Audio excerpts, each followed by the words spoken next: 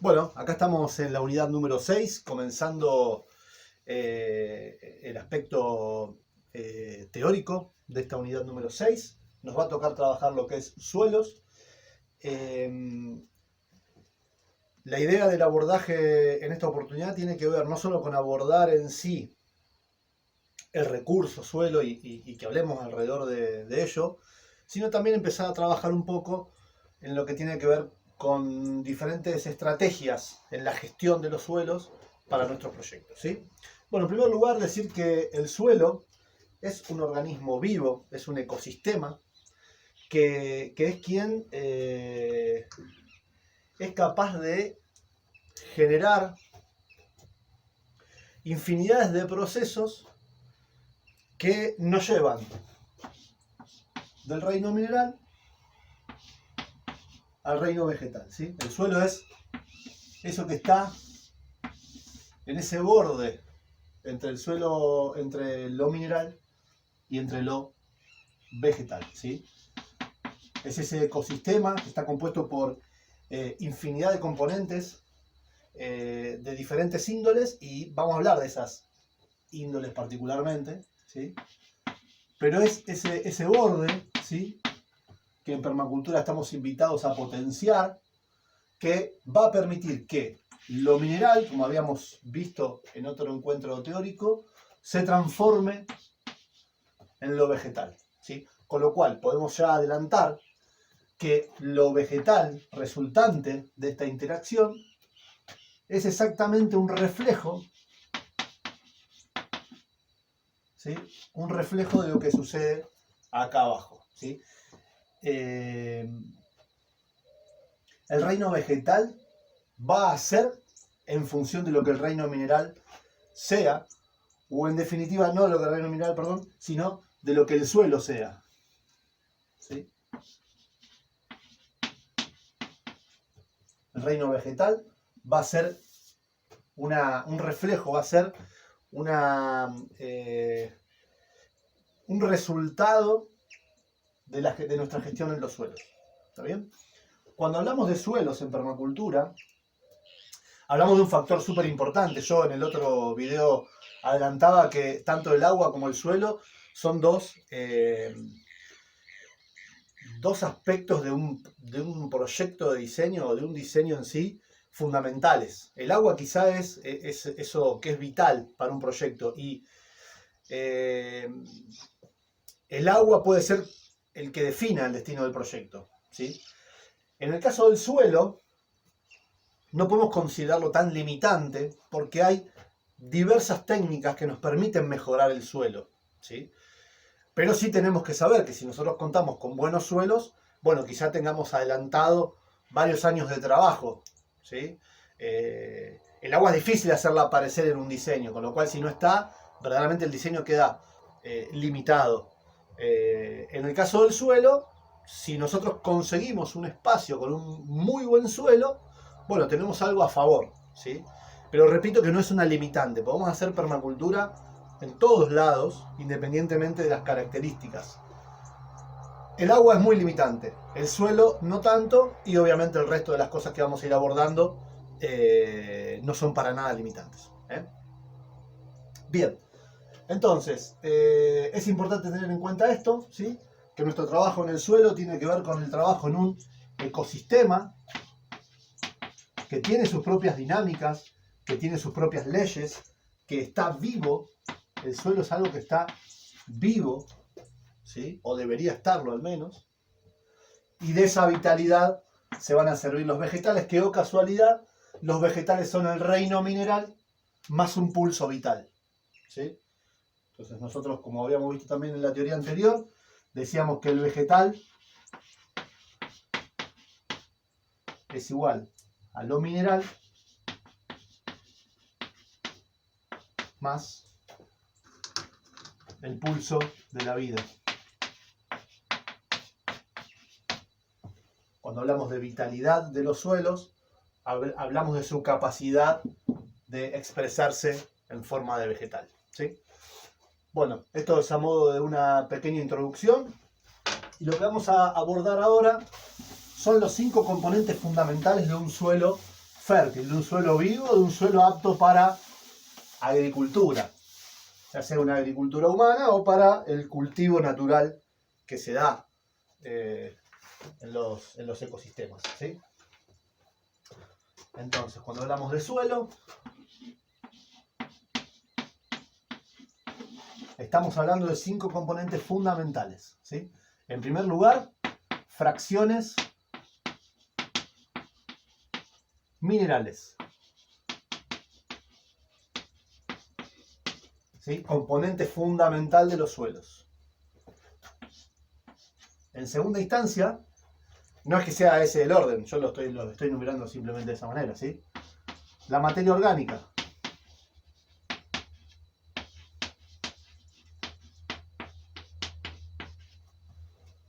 Por otro lado, los microorganismos.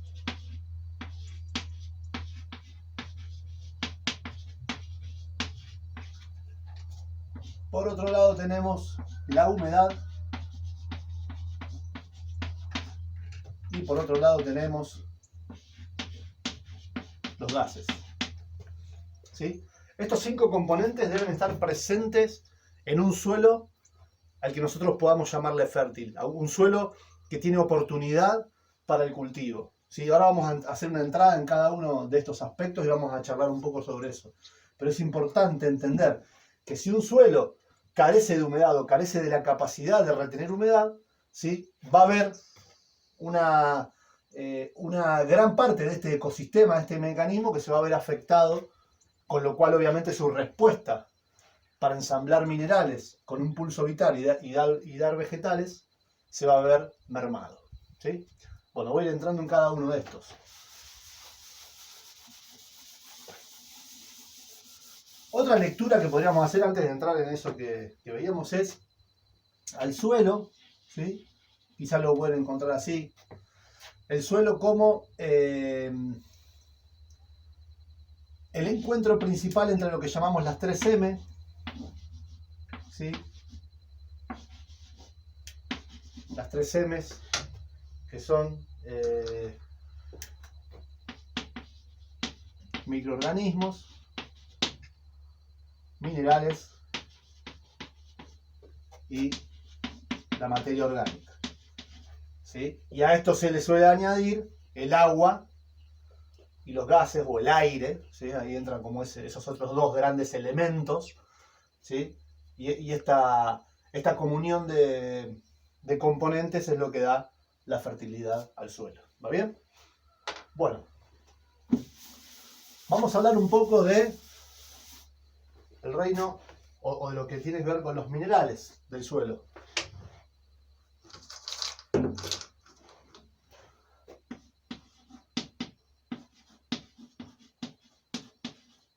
Minerales, ¿sí?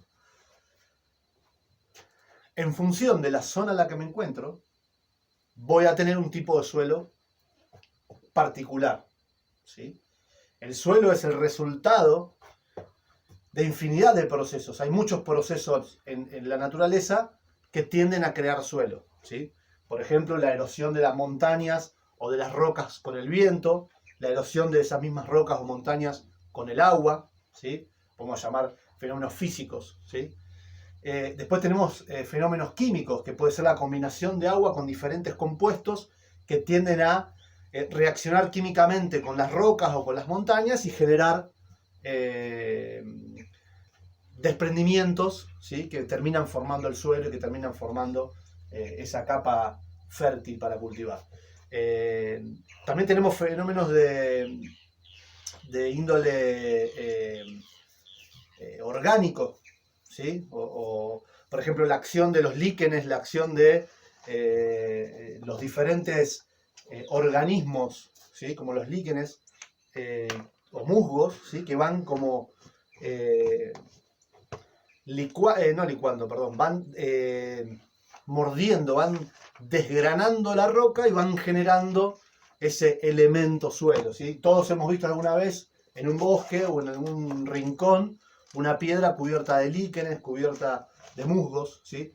Hay un proceso de creación de suelo. Incluso cuando nosotros vamos al mismo bosque, vemos un árbol viejo tirado, vemos que está lleno de hongos. Bueno, esos hongos lo que están haciendo son como los dientes, ¿no?, de la naturaleza, y están degradando ese tronco para generar suelo, ¿sí?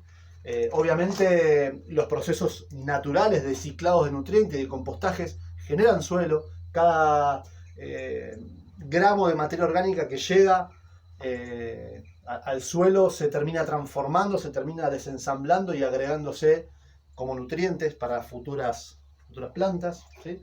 Todos esos procesos generan suelo y generan disponibilidad de diferentes minerales.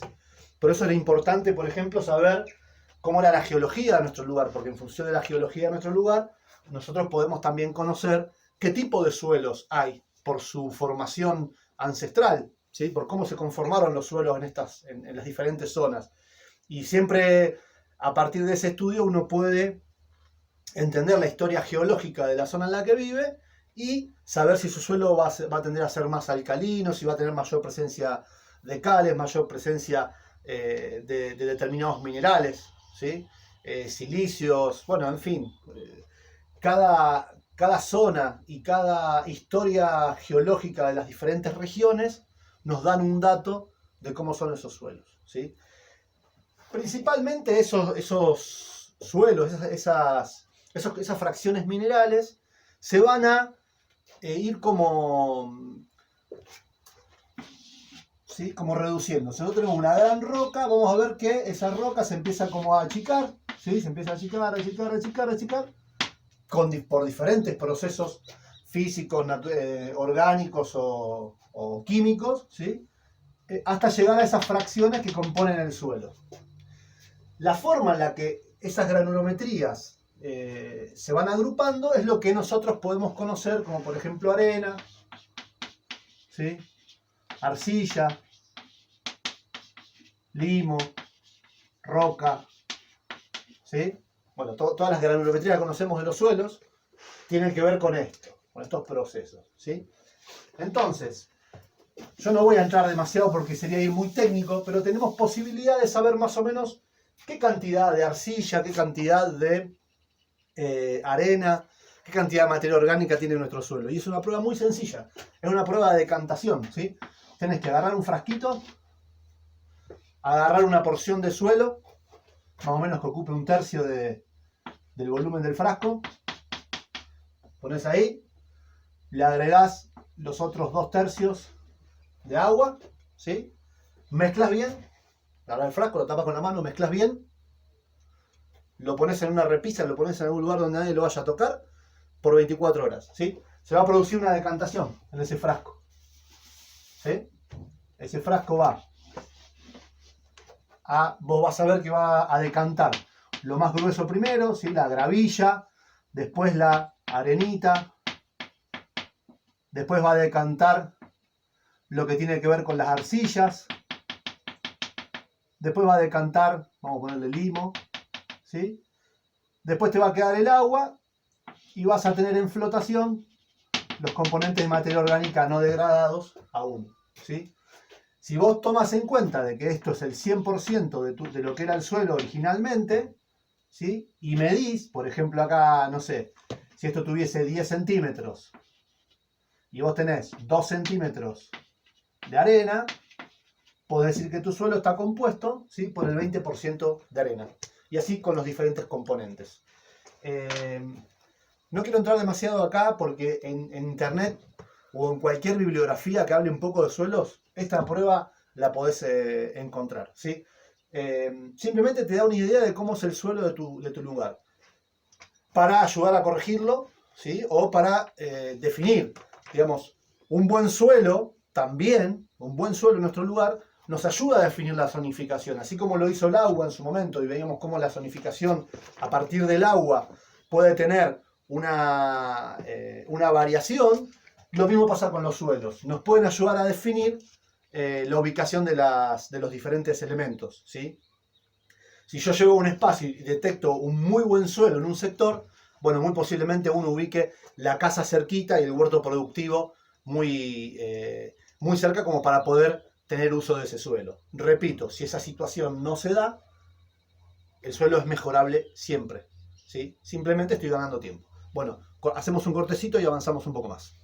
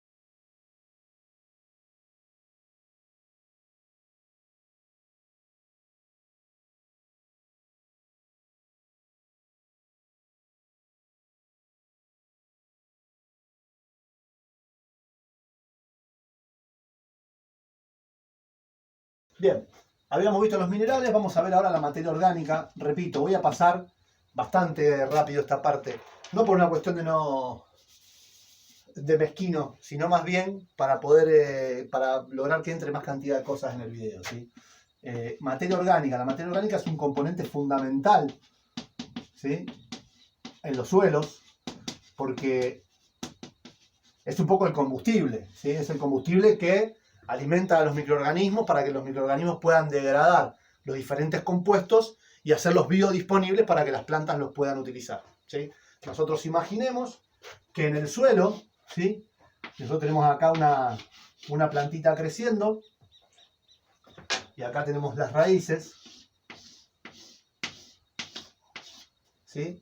Lo que hacen los microorganismos que están acá en el suelo, ¿sí? Es a partir de la materia orgánica generar una degradación de esas fracciones minerales, ¿sí?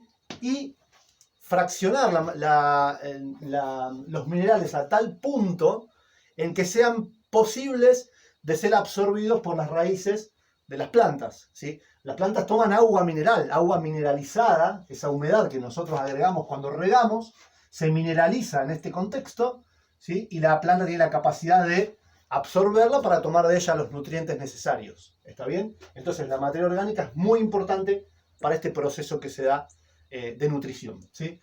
Con lo cual es importante que procuremos que siempre nuestros suelos tengan gran cantidad de materia orgánica, ¿eh? Y hay estrategias para mejorar ese aspecto, ¿sí? La materia orgánica es todo aquello que tuvo vida en algún momento, ¿sí? Por ejemplo, hojas, ramas, paja, restos de cocina, restos de animales, plumas, sangre, hueso, todo eso es materia orgánica y nosotros lo podemos agregar de diferentes formas, obviamente, con diferentes técnicas, para generar una buena cantidad y carga de materia orgánica en los suelos. Es clave, ¿sí? Bien. Lo otro que teníamos tiene que ver con los microorganismos. Los microorganismos, obviamente, otro mundo, es un cosmos en sí mismo, ¿sí? Imagínense que uno en una hectárea de suelo fértil tiene toneladas y toneladas de microorganismos, ¿sí? Es muy importante porque son como también esos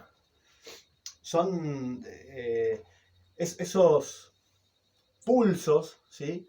Esos pulsos que son los que transforman los materiales en ese subsuelo, ¿sí? Para que la planta tenga biodisponibilidad de nutrientes. Entre otras cosas, no es lo único. De hecho, hoy se cree que se ha logrado describir un porcentaje muy pequeño de las acciones de los microorganismos en el suelo. Y cada vez se descubren más interconexiones y nuevos aspectos desde los cuales observar la vida del subsuelo, ¿sí?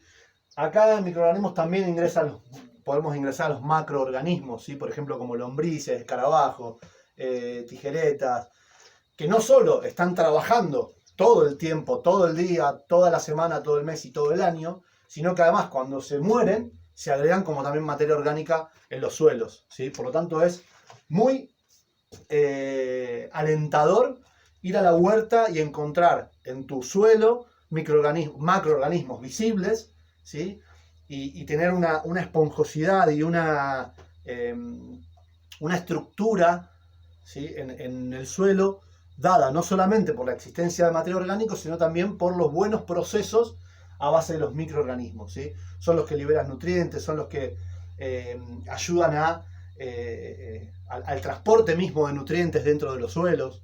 Bueno, es impresionante lo que es la microbiología del suelo. Hay un libro muy, muy interesante para leer, está en PDF, se llama Microbiótica. Si yo no lo tengo disponible, no lo tengo más, pero si lo encuentro se los voy a pasar al grupo Microbiótica, que habla de todos los procesos microbiológicos que se dan en los suelos, ¿sí? A ver, no hace falta que uno sea experto en microbiótica para poder hacer permacultura, por eso lo paso muy por arriba. Sí es importante que conozcamos que tiene que haber microorganismos en nuestros suelos. Y lo traigo porque después vamos a ver técnicas donde generamos microorganismos para inocular los suelos. ¿Bien? Avanzamos un poquito más. Dijimos minerales que ya vimos, dijimos materia orgánica que ya vimos, dijimos microorganismos. Ahora vamos a la humedad. Lo vamos a tratar todos juntos. Humedad en el cuarto y gases el otro, ¿sí? Así lo hacemos todo en un saco, ¿sí? Humedad. Si nosotros tenemos un suelo que no tiene la estructura, que no tiene esa esponjosidad, que no tiene esas bolsas, ¿sí? Capaces de ser recargadas con humedad, obviamente no vamos a tener ese líquido vital, ese elemento vital para soportar la vida de esos microorganismos, por ejemplo. Si bien hay muchos que son anaeróbicos, hay otros miles de millones que son aeróbicos, ¿sí? Y necesitan esas bolsas en el suelo para retener humedad y también para retener los gases, ¿sí? Entonces estos dos componentes tienen que ver principalmente con la estructura de los suelos, ¿sí? Si nosotros tenemos suelos que están compactados, no van a tener capacidad de retener humedad, no van a tener capacidad de retener gases, con lo cual los microorganismos van a ver sesgados sus posibilidades principales de sobrevida, ¿sí? Entonces vamos a ver, como vimos en la unidad anterior, ¿sí? Cómo al hacer los bancales uno intenta introducir aire, intenta soltar los suelos, agregar esponjosidad, agregar materia orgánica, agregar compost, que nos van a soportar estas dos capacidades. La materia orgánica es un gran secuestrador de humedad y es uno de los grandes artífices de la estructura y por lo tanto de ese sentido de esponja de los suelos, ¿sí? Nosotros no solo necesitamos aire, necesitamos acetileno, necesitamos nitrógeno, ¿sí? Otros gases que necesitan estar en el suelo porque son parte de procesos que se dan para la nutrición de las plantas, ¿sí? Obviamente para la buena salud del ecosistema. Bien, visto esto, vamos a avanzar un poco, ¿sí? En lo que tiene que ver con la relación entre los suelos y el agua, ¿sí? Nosotros tenemos un espacio productivo que lo venimos un poco definiendo, ¿sí? En función de su capacidad de ser humectado, de ser hidratado, ¿sí? Y esa capacidad de hidratar un paisaje me va a definir espacios de suelo, ¿sí? Aptos para diferentes destinos. Entonces, en función de la característica de esos espacios, yo puedo ir definiendo el esqueleto principal de cualquier diseño y empezar a destinar a las diferentes zonas un destino, no solo debido a su capacidad de ser hidratada, sino también debido a su capacidad de suelo, ¿sí? A su capacidad, iba a decir solar, que vale para las dos cosas, ¿sí? Tanto de insolación como de suelo. Así que bueno, es importante la relación entre estos dos elementos. Incluso cuando veíamos en las clases anteriores los sistemas de zanja de infiltración, ¿sí? Cuando yo logro captar el agua, cuando logro hacer esas bolsas de humedad en los subsuelos, cuando logro detener esa escorrentía y evitar la erosión, lo que estoy haciendo es ayudar a que estos suelos sigan existiendo, ayudar a que estos suelos no se pierdan, ayudar a que estos suelos tengan la capacidad de soportar diferentes elementos vegetales, ¿sí? Entonces, son dos cosas que quizá el humano las separa para entenderlas, pero son parte de lo mismo, ¿sí? Tanto el suelo como el agua, la tierra como el agua, son dos elementos que están muy hermanados, ¿sí? Si queremos hacer un paralelismo entre los elementos, tenemos la tierra, tenemos el agua, el aire del que hablábamos recién, esos gases retenidos, y el fuego está representado siempre por los microorganismos, son como ese motor que generan vida en el suelo, ¿sí? Bueno, vamos hasta acá y avanzamos un poco más luego. Bien, vamos a hablar ahora de 3 prácticas que simultáneamente o escalonadamente, depende de tu diseño, en permacultura intentamos llevar adelante con respecto a la gestión de los suelos, ¿sí? Por un lado, lo que es la restauración.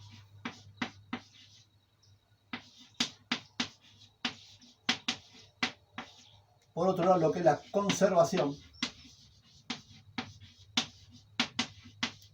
¿Sí? Y por otro lado tenemos lo que es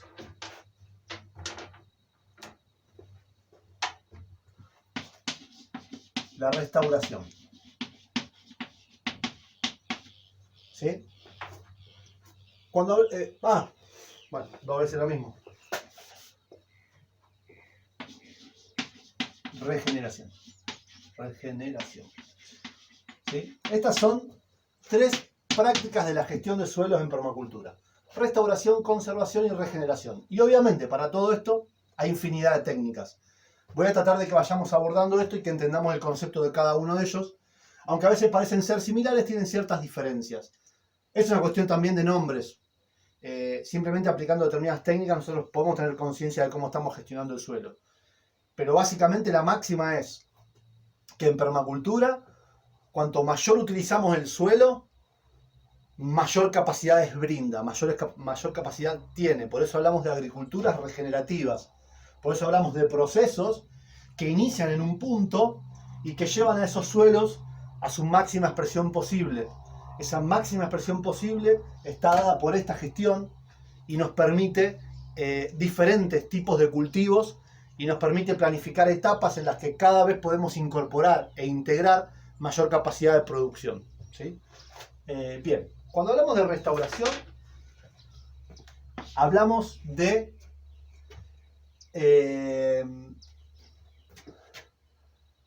recrear lo preexistente, ¿sí? Recrear lo preexistente. Esto sería que cuando uno llega a un espacio, va o luego de llegar a un espacio y hacer análisis de sitio, va a su carpeta, a su bitácora de diseño, donde en el capítulo análisis de sitio empieza a mirar cuáles son las características naturales del lugar en el que estoy. Entonces empieza a generar un plan que quizá tenga que ver con la zona 5 o zona 6, ¿sí? De recreación de lo preexistente, o sea, qué es lo que naturalmente debería pasar en este espacio. Y a partir de ahí puede empezar con forestaciones, con árboles nativos, puede incorporar plantas nativas en zonas más pequeñas, más zona 1, zona 2, plantas que ya no están por quizá la devastación que hubo o por lo que haya sido. Entonces empezamos a restaurar un ecosistema natural que está dañado, pero en esa restauración tenemos que ver cómo engranamos nuestro proceso de agricultura, ¿sí? Bien, restaurar también tiene que ver con, por ejemplo, retomar un lugar que quizá ha sido mal utilizado, ¿sí? Por ejemplo, por excesiva carga de animales, por no haber tenido rotación, por haber incluso haberse aplicado ciertos agrotóxicos, porque quizás fue deforestado. Bueno, intentar restaurar esas condiciones naturales, ¿sí? A partir de conocer un poco más del lugar y tratar de restaurar esos ciclos que son naturales, ¿sí? En nuestro lugar. Las características del suelo, las características de la flora, las características de la fauna, en fin, ¿sí? Bueno, eso que expliqué recién. La conservación, ¿sí? Está asociada con quizás dos caminos. Uno tiene que ver con lo existente, como bueno, lo que yo recibo o empiezo a gestionar tiene una determinada característica. Cuando yo hago el balance entre lo que no está bien o no está bueno que esté sucediendo y lo bueno que tenía ese sistema anterior, trato de conservarlo. Le doy como una entidad de reserva, ¿sí? Intento conservarlo, intento mejorarlo. Si yo recibí buen suelo, intento conservar ese buen suelo. Si recibí buena capacidad de carga de aguas y buen drenaje de escorrentías, intento conservar eso. Si recibí una buena protección de bosque, intento conservarlo, ¿sí? Tratar de conservar las características positivas de lo que ya recibí también me va a ahorrar muchos años de trabajo, ¿sí? Por eso esto quizá excede a los suelos, esta práctica de la conservación, ¿sí? Pero todo eso que yo mencionaba hacen en realidad a que los suelos se conserven, ¿sí? Y después en lo generado, ¿sí? La conservación de lo generado. Una vez que yo logro dar un paso y instaurar una mejora, que tiene que ver con la regeneración, bueno, también tener una serie de estrategias de conservación para que eso logrado se fortalezca y me permita hacer pie hacia un nuevo peldaño, ¿sí? Y lo que tiene que ver con la regeneración de los suelos, ¿sí? Es aplicar métodos de cultivo, aplicar métodos de gestión del agua, métodos de gestión del suelo, que permitan regenerar ese espacio durante todo su uso. Esto quiere decir que, por ejemplo, cuando yo levanto una cosecha, hay una parte de eso que antes estaba en el suelo que ahora está en forma de vegetal. Si yo lo estoy exportando, ¿sí? Porque lo estoy vendiendo, porque lo estoy sacando de mi lugar, tengo que regenerarlo, tengo que agregarle nuevamente a mi suelo esa capacidad que tenía de generar ese cultivo, ¿sí? Entonces, en lugar de tener una fuga de nutrientes, intento hacer un ciclo de nutrientes, ¿sí? Prácticas de uso y gestión de la tierra que me permitan la regeneración de los suelos, ¿sí? Voy a entrar un poquito más en cada uno de ellos para dejar gráficamente prácticas que podamos directamente llevar adelante, ¿sí? Voy a empezar con lo que tiene que ver con árboles y forestaciones.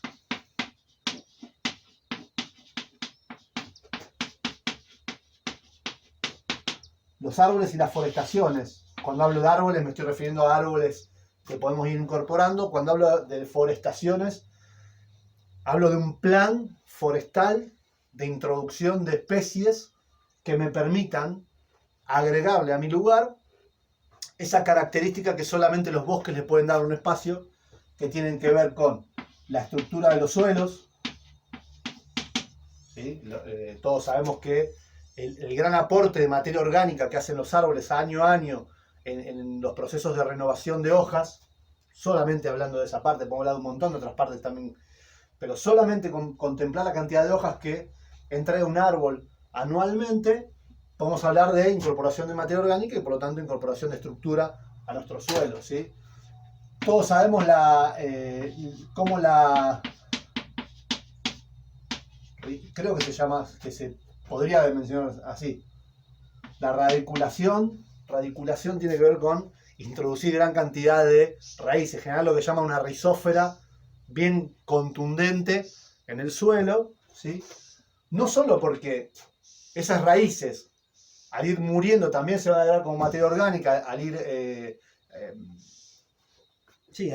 ir agregándose al suelo, va a ser materia orgánica, sino también porque esas raíces implican soltar la tierra, generar estructura, capturar nutrientes. Ustedes piensen que un árbol, ¿sí?, que tiene este porte, más o menos tiene el mismo porte de raíces hacia abajo. Hay especies que tienen mucho más, con lo cual los árboles tienen la capacidad de traer a la superficie, ¿sí?, de traer a la superficie nutrientes que estaban confinados bien abajo en el subsuelo, ¿sí?, lo van a traer a la superficie y lo van a hacer disponible para otras plantas que están más arriba y que no llegan, ¿sí?, y que se verán beneficiados de esos nutrientes que han desconfinado, ¿sí? Entonces se genera una especie de simbiosis entre diferentes especies y variedades que hacen que esos nutrientes que estaban solamente disponibles para algunos, ¿sí?, puedan estar ahora disponibles para otros individuos. Esto también tiene que ver con lo que llamamos la sucesión, ¿sí? Entonces, llenar de raíces el suelo también nos ayuda a una mejor retención de la humedad, nos ayuda a gestionar mejor las escorrentías, nos da materia orgánica, nos da cosechas, ¿sí? Las forestaciones nos dan además cosechas que yo puedo a la vez reinvertir en los suelos, ¿sí? Otra cosa que me ayudan a prevenir los árboles y las forestaciones son los procesos de erosión, no solo del agua, como hablábamos recién, sino también de los vientos. Los vientos, que son controlados a partir de las forestaciones, nos permiten prevenir erosiones, ¿sí?, eólicas en nuestros suelos, ¿sí? Vayan a lugares donde haya una agricultura extractivista y van a ver cómo los suelos se han erosionado a tal punto que a veces uno ve los alambres ya en el aire de la cantidad de suelo que dejó de haber en esos lugares, ¿sí? Bueno, como decimos siempre, las forestaciones y los árboles son especies de imanes de biodiversidad que atraen un montón de insectos, un montón de organismos, ¿sí?, de índole no solo animal, sino también vegetal, que en definitiva, no solo sus deyecciones, sino también sus plumajes, sus pelos, sus cuerpos, son agregados a nuestros suelos, ¿sí?, sirviendo a ese ciclo de la materia orgánica, ese ciclo de los nutrientes y por lo tanto haciendo una buena gestión y un cuidado de los suelos, ¿sí? Cortamos un poquito acá y avanzamos un poco más. Bien, voy a ir anotando acá lo que ya vimos, ¿sí? Los árboles y las forestaciones como estrategias de conservación de los suelos, ¿sí?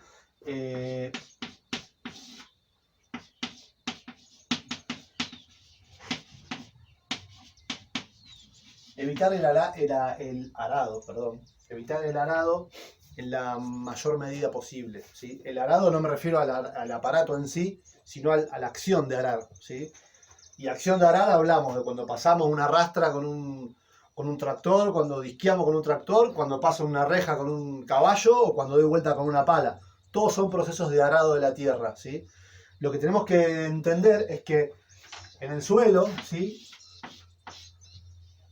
en el suelo acá, ¿sí?, nosotros tenemos, como decíamos antes, un ecosistema que está en equilibrio, que tiene su determinada cantidad de individuos, de microorganismos, ya tiene como una dinámica ensamblada. Cuando nosotros venimos, ¿sí?, y damos vuelta, eso, lo que hacemos es perturbar los procesos naturales que ya estaban establecidos, ¿sí? Cuando nosotros perturbamos esos procesos naturales, hay una gran respuesta. Cuando hablemos de agricultura, en el módulo de agricultura vamos a abordarlo. Hay una gran respuesta. Y lo que nosotros tenemos que procurar es que esa molestia que ingresamos sea lo menor posible y la menor cantidad de veces posible. Por eso es importante, como vimos en Bancal Profundo, que uno hace esa gran intervención inicial, es un pulso que uno hace inicialmente, pero eso tiene que generar una onda expansiva de regeneración que haga que ese pulso no haya necesidad de repetirlo por la mayor cantidad de tiempo posible, ¿sí? Porque hay una gran alteración de la cual la Tierra se va a reponer, ¿sí? Pero hay todo un proceso que se tiene que dar para que eso suceda. Con lo cual, cuanto menos alteremos, menos capacidad tenemos o menos probabilidad tenemos en realidad de disparar esos procesos. Entre ellos, la alta reproducción de malezas, ¿sí? Semillas que estaban confinadas al momento de arar, cambian su posición quizás, llegan más cerca de la superficie, reciben humedad, reciben temperatura, germinan y se me llena, típico cuando he vuelto a la tierra, se me llena de maleza, ¿sí? Hay estrategias para contrarrestar eso también. Pero bueno, cuanto menor cantidad de intervención en forma de arado hagamos sobre los suelos, mucho mejor. Lo que no quiere decir que siempre lo mejor es no hacer nada, ¿sí? Hay un equilibrio. Pero tenemos que tratar, más bien el gesto sería ingresar materia orgánica desde arriba, ingresar vida desde arriba, que promover el movimiento subsolar, ¿sí? Esa sería un poco la idea. Y después lo que tiene que ver, el otro punto es fomentar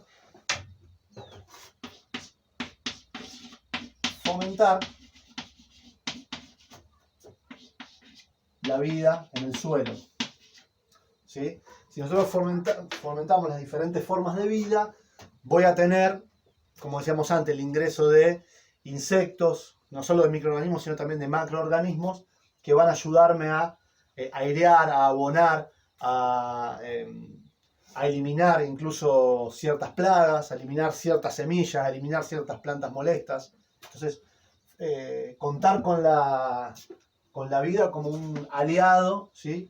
En lo que es el evitar la pérdida de suelos, ¿sí? Árboles y forestaciones, evitar el arado excesivo y fomentar la vida son métodos que me permiten a mí minimizar la pérdida de los suelos. ¿Va bien? Fomentar la vida también, por ejemplo, a partir del agregado de compost. Cuando yo estoy agregando compost, estoy agregando minerales biodisponibles, materia orgánica al suelo, microorganismos, si estoy fomentando la vida en mis suelos, porque yo quiero que ese ecosistema esté a tope, ¿sí? Que esté a su máxima expresión todo el tiempo. Y voy a intentar favorecer eso, obviamente logrando buenas hidrataciones, logrando coberturas. Entonces en realidad vemos que es una especie de solapamiento de ideas y de técnicas que me permiten hacer una buena gestión del suelo y del agua. Si yo hago una buena gestión del suelo y del agua en permacultura, tengo casi el 80% del trabajo realizado. El resto va a ser simplemente una expresión de eso, ¿sí? Pero no me quiero adelantar demasiado a lo que es el módulo de agricultura, que es interesante. Bueno, tenemos en cuenta esto entonces, ¿sí? ¿Cómo vamos a hacer para potenciar la restauración de los suelos? Para potenciar la restauración de suelos tenemos que utilizar técnicas de prevención de la erosión.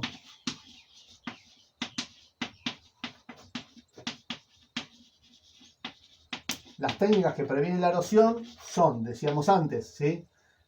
Por ejemplo, barreras de viento.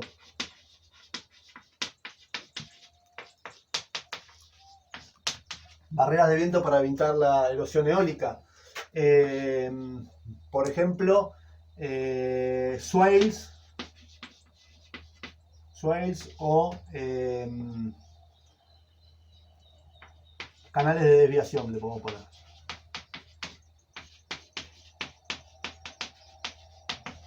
¿Sí? Que me permiten ralentizar los movimientos de escorrentía y me permiten la infiltración, ¿sí? El acolchados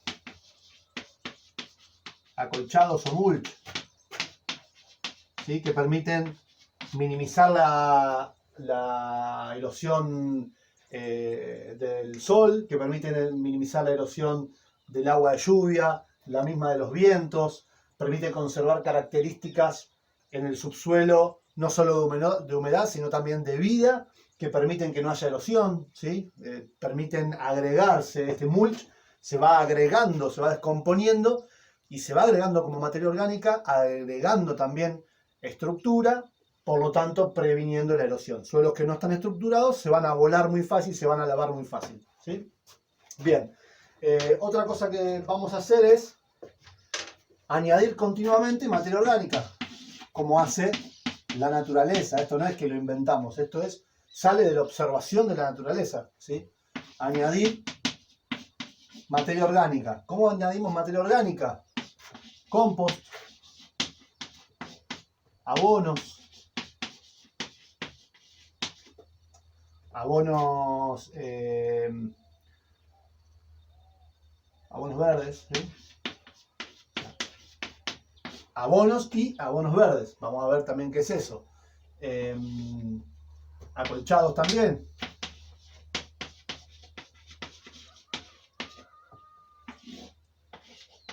Ciclo de la materia orgánica en nuestro suelo, ¿sí? Generando ciclos de materia orgánica en nuestro suelo, agrego materia orgánica, ¿sí? No es una dualidad, sino es, si yo gestiono correctamente la materia orgánica, por ejemplo, en videos anteriores veíamos qué hacíamos nosotros con las podas de ciertos árboles que tapan los caminos, ¿sí? Yo la corto, se la doy a los animales, después junto las deyecciones de los animales, las apilo y cuando son compost o abono, las ingreso. Entonces genero ciclos de materia orgánica dentro de mi espacio, ¿sí? Yo agarro los residuos orgánicos de la cocina, los gestiono de una determinada manera, genero abonos, genero un ciclo de materia orgánica, agrego materia orgánica a los suelos, ¿sí? Bien. Entonces, de esta manera, ¿sí? Lo que hacemos es restaurar parte de la materia orgánica que se pierde, ¿sí? Parte de los nutrientes que se van perdiendo, no que se pierden, sino que se exportan en los diferentes cultivos, ¿sí? Bien. Vamos a ir hasta acá y avanzamos un poquito más. Bueno, vamos a ver ahora un concepto que tiene que ver con la construcción de suelos.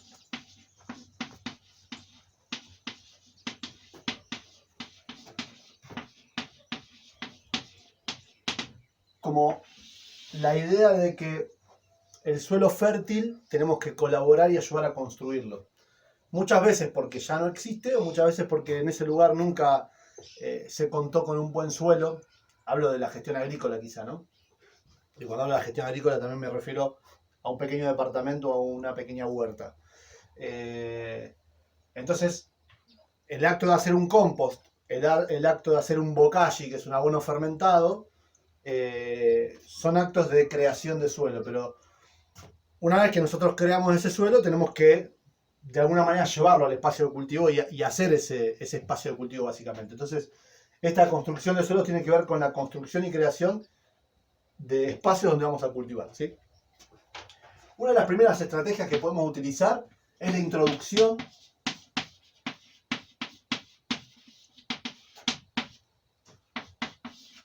positiva de animales o plantas.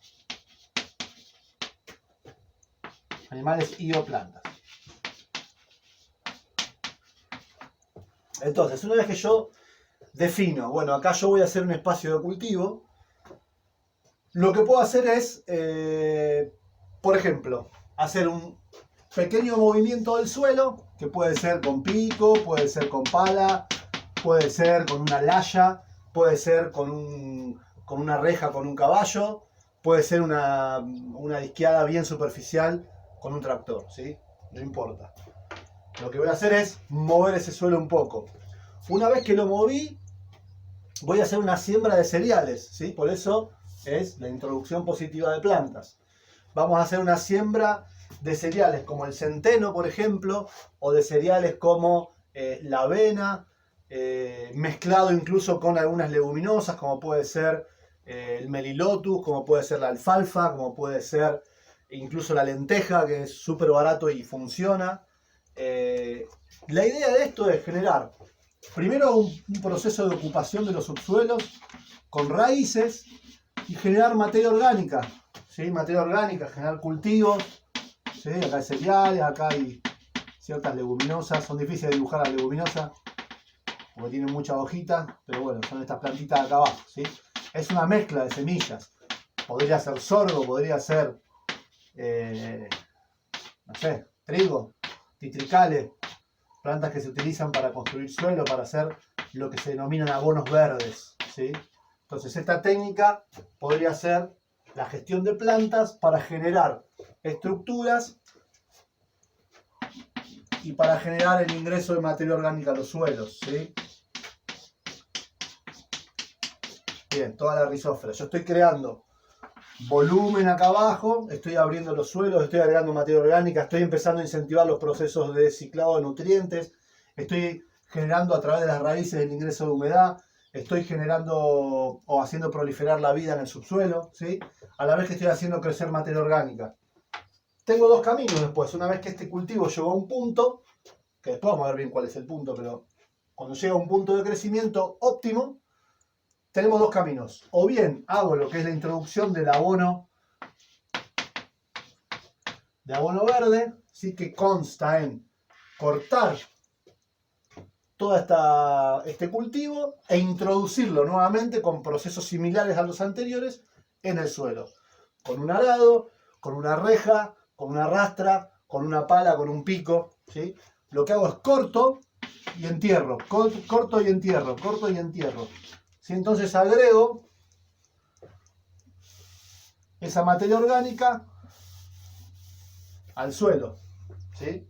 Voy a tener después un suelo un poco más alto, un poco más nutrido, ¿sí? Esa es una opción. La otra opción es, en lugar de cortar y enterrar, introduzco animales, ¿sí? Puedo introducir animales que se vayan comiendo esa primera siembra, vayan abonando, aportando sus deyecciones. Puedo introducir diferentes tipos de animales, por ejemplo, puedo ingresar con rumiantes, como pueden ser cabras, como pueden ser vacunos o ovinos, ¿sí? Puedo luego de eso hacer pasar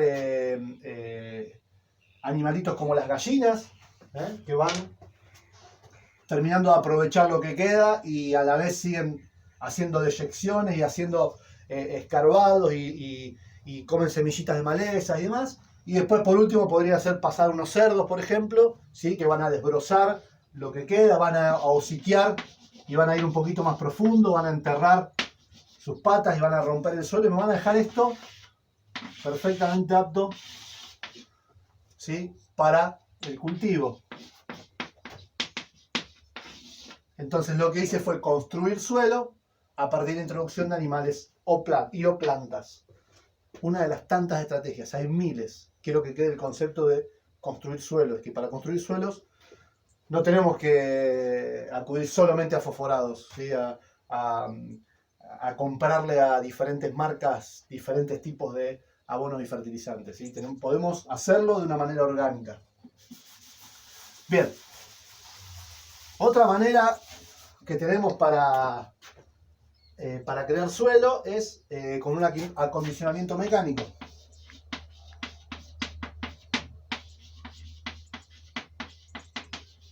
¿Sí? Cuando hablamos del acondicionamiento mecánico estamos diciendo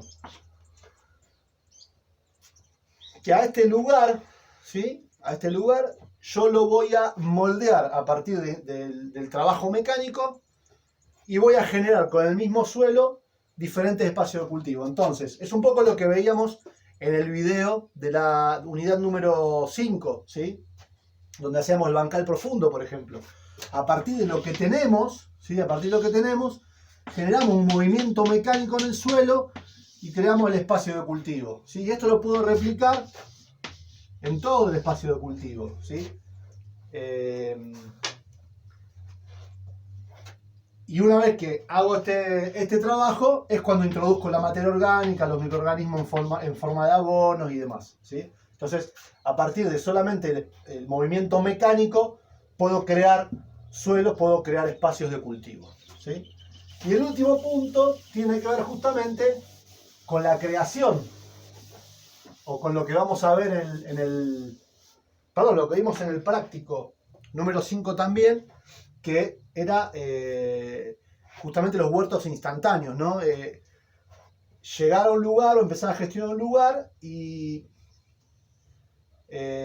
contrario a invertir tiempo en esos pasos por ahí más pequeños de ir avanzando en sembrar, en después introducir los animales y recién ahí con ese resultado generar los espacios de cultivo, lo que puedo hacer es hacer esto en algunas áreas, que por ejemplo pueden ser para cereales, puede ser para introducir árboles frutales a modo de monte comestible.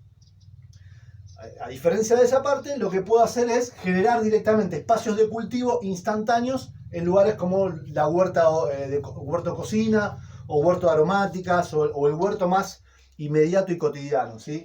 Que tiene que ver con lo que habíamos visto antes, ¿no? Apilar diferentes tipos de materia orgánica, incentivar el crecimiento de microorganismos a través de introducción de abonos, a través de la introducción de abonos de restos animales, ¿sí?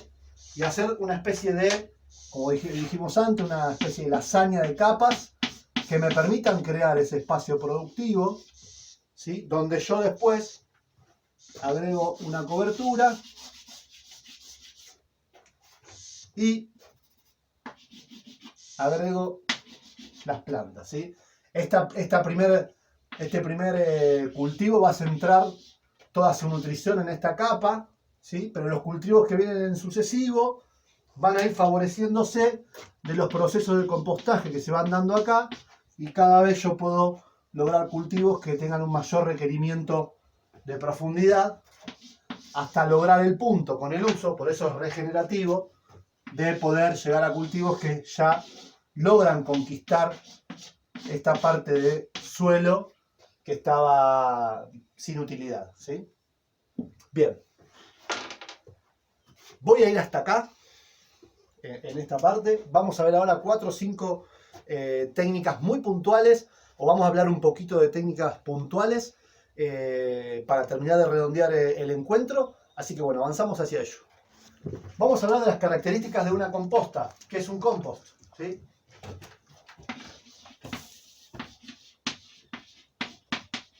Podemos hablar de 2 tipos de compostas. Compostas frías y compostas calientes. Cuando digo compostas, hablo de abonos, ¿sí? Las compostas frías son aquellas compostas que, por ejemplo, serían las que uno hace en su casa y que consisten cotidianamente agregar a una pila determinada cantidad de materia orgánica, ¿sí? Y ahora voy a explicar por qué se llaman frías.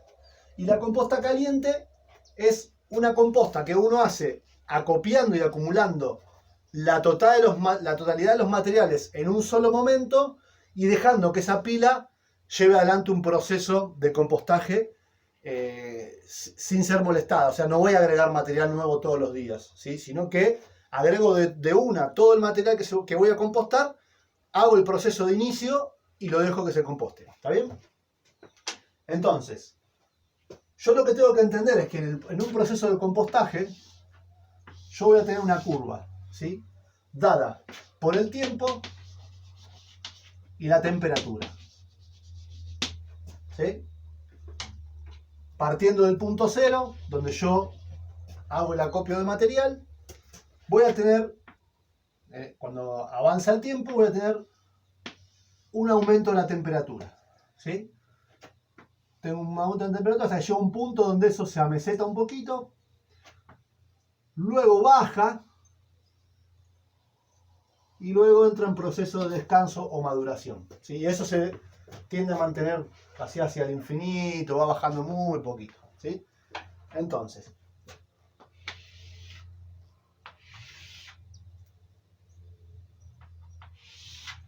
podemos dividir esas etapas, ¿sí? En diferentes,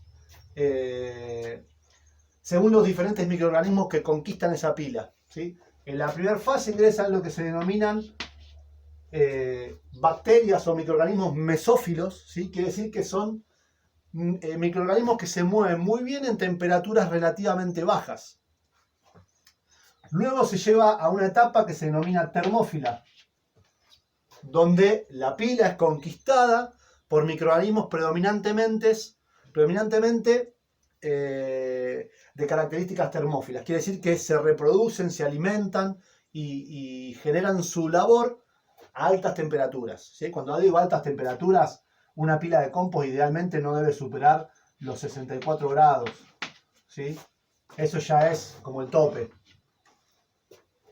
Luego de que esa temperatura, luego de que el tiempo sigue avanzando, la temperatura comienza a descender, vuelve a pasar por una fase mesófila y finalmente ingresa a una etapa de maduración donde la pila es conquistada por hongos, levaduras, hifas, otro tipo de microorganismos que lo que vienen a hacer es a terminar de madurar esa composta, ¿sí? Esto es más o menos así casi siempre.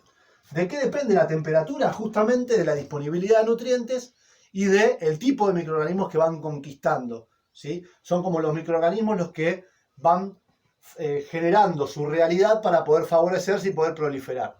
En el punto donde se empiezan a terminar ciertas condiciones, que es cuando se llega a esta cresta, donde se ameseta un poquito, bueno, empieza a haber un cambio de tipo de microorganismos que llevan otra vez la pila a este punto, ¿sí?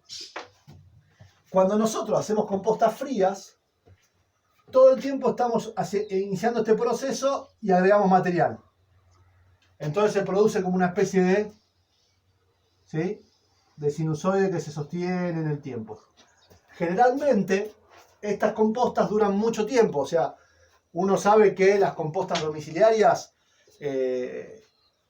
pueden durar 6, 7 meses, dependiendo obviamente de la época del año, ¿no? Entonces, uno tarda muchísimo tiempo en obtener una cantidad de materia orgánica o de abono listo para ser usado. Con lo cual puede optar por compostas calientes que hacen este proceso mucho más rápido, ¿sí? Por ejemplo, el bokashi, el abono fermentado bokashi, lo realiza generalmente en 10 y 15 días. Entonces yo tengo un volumen listo para ser utilizado en poco tiempo, ¿sí?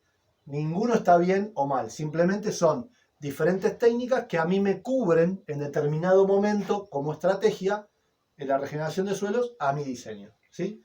Lo que se puede hacer, por ejemplo, es agregar a este tipo de compostas lo que son lombricompuestos, no lombricompuestos, lombrices, ¿sí?, para transformar esto en un lombricompuesto y generar una mayor transformación o una velocidad mayor de transformación y por lo tanto una cosecha más pronta de ese material, ¿sí? Bien. Lo que es bokashi lo vamos a ver directamente en el práctico. Lo que tiene que ver con abonos verdes lo acabamos de ver. Lo que tiene que ver con una composta hogareña lo acabamos de ver. Voy a cerrar acá, porque lo que tiene que ver con las compostas frías también me gustaría que lo veamos de manera práctica, así que vamos a asignarle un espacio práctico a la generación de compostas y lombricompuestos. Pero antes de cerrar, ya que abrí lombricompuesto, vamos a venir acá a hablar un poco de los lombricompuestos. ¿Sí? El lombricompuesto se da a partir de una especie de lombriz denominada Eisenia foetida. La Eisenia foetida es una lombriz que no es natural, sino que se logró a partir de la cruza de diferentes especies, ¿sí? Así como se han logrado en su momento las razas como el dogo y como no sé, porque de perro no sé, pero cuando uno busca una raza de animal y empieza a hacer cruzas, ¿sí?, para lograr determinadas características, lo que se hizo con la lombriz fue justamente cruzar diferentes especies hasta lograr una característica muy importante que tiene la Eisenia foetida, que es que consume materia orgánica equivalente a su peso diario. ¿Sí? O sea, yo peso casi 76, 77 kilos y es como si yo me comería 77 kilos de comida diaria. Y no solo que me la como, sino que además la cago, ¿sí? Entonces, la Eisenia foetida, cuando come y caga, me está dando el equivalente a su propio peso en humus